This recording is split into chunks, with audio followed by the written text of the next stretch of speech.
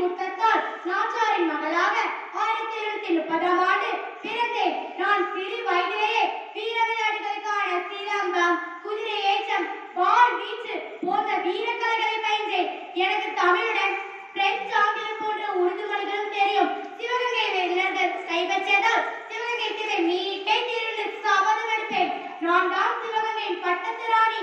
நான் போருக்கு செல்லும் முன் பேசிய வீரவசனம், சமாதானம், உடன்படிக்கை, பணிந்து பேசுவது இவற்றையெல்லாம் யாரிடம் சொல்ல வந்தாய்?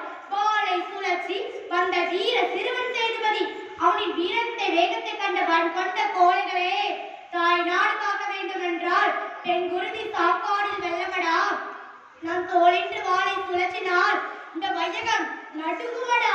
இந்த வேலை நாச்சாரிடம் கேட்கிறாய். சமாதானம் பெற்றுக்கோள். உன் கூட்டாளி நீ தோட்டாக்கள் வெடித்து கிளம்பும் முன்னே என் இறந்த வீரவாளை வைத்து உன் உயிரை கொடுக்க சமாதானம் அடையும். உடன்படிக்கை ஊருக்கு பின்னாலே ஓடி வாருங்கள். என் காலடி விழுந்து கொள்ள ஓடி வாருங்கள். நான் பிரிட்டிஷர்களை வீழ்த்திய முதல் இந்திய பெண். நான் தடைகள் பல வந்தாலும் அதற்கு அஞ்சாமல் துணிந்து நிற்பேன். வாழ்க பாரதம், வளர்க பாரதம், வந்தே மாதரம், வந்தே மாதரம். எனக்கு எப்பொழுதும் வெற்றி தான், வெற்றி வெற்றி என்று கூறி என்னுரை முடித்துக் கொள்கிறேன். நன்றி, வணக்கம்.